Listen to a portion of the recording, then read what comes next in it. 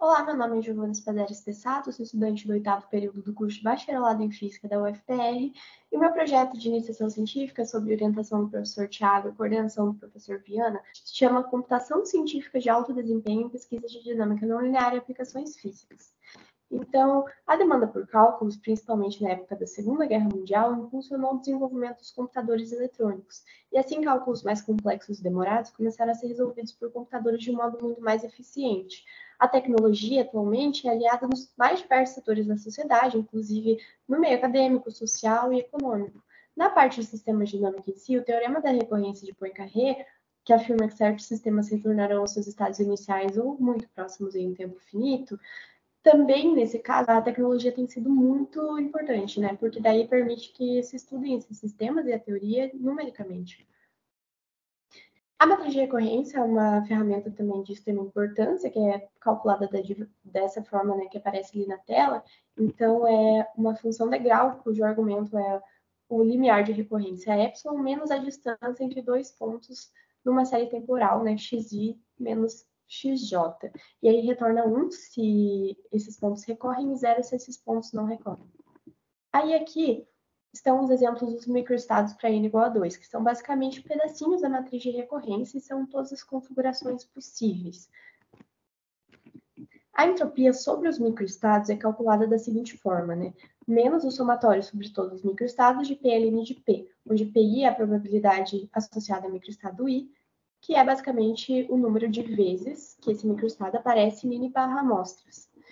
E n estrela é o número de configurações de microestados possíveis, que no caso de n igual a 2 é 16. Aqui é o gráfico da entropia em função do epsilon, e basicamente a análise que a gente tira dele é de que quando o epsilon é muito pequeno ou muito grande, a entropia é muito baixa. Justamente, né, porque, respectivamente, ou nenhum ponto recorre, ou todos os pontos recorrem. E aí surge a pergunta, né? Se a gente escolher um epsilon que corresponde à faixa ali onde a entropia é máxima e der os sistemas para a máquina, será que a acurácia dela vai ser maior? Então, essas matrizes de confusão basicamente informam isso. Cada linha é a resposta correta, cada coluna é a resposta fornecida pela máquina, e o melhor resultado é aqui onde está concentrado tudo na diagonal. Aí dá para perceber, né, que é próximo de 0,28. E para epsilon muito pequeno ou muito grande, há uma pequena dispersão com relação a essa diagonal, o que indica que, apesar de errar, o erro não é tão grosseiro. Então, os sistemas analisados, além do beta-x e o logístico que eu tinha mencionado no resumo do evento, né, também foi o ENOM. Então, basicamente, os parâmetros deles que variavam eram o beta, o R e o A. Aí era fornecido para a máquina, tanto para treinamento quanto para teste, as probabilidades associadas a cada microestado, mais a entropia do sistema, e o label correspondente, né, o rótulo do sistema. Aí isso era para cada um dos sistemas e também para vários valores de epsilon, variando desde 0 até 0,5.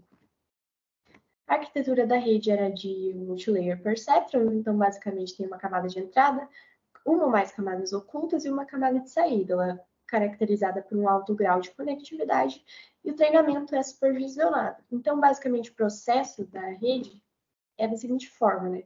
Os dados e os labels são propagados até o final da rede, e daí ela fornece uma resposta sem alterar os pesos sinápticos. E aí, na retropropagação, é feita uma comparação entre a resposta da rede e a resposta correta, de modo que é enviado um sinal de erro para trás, e aí sim são ajustados os pesos. E o objetivo é minimizar essa função de erro, né? Os resultados obtidos foram esses, né? Realmente dá para perceber que a acurácia maior na região onde a entropia é maior. Para o beta-x e para o logístico, aqui estão os resultados, e para o beta-x logístico e ENOM. São muito bons, né, considerando a quantidade de sistemas, considerando a quantidade de treinamento, quantidade de testes. E aí a conclusão, né, é que as ferramentas de aprendizado de máquina auxiliam muito no estudo de sistemas dinâmicos, e a acurácia da máquina realmente foi maior onde teve maior entropia do sistema. E aí agora pretende-se, né, testar para outros tipos de sistemas, né? Foi testado para sistemas discretos, pretendo testar para sistemas contínuos também, e também para outros tamanhos de microestados. Então aqui estão as referências, e muito obrigada.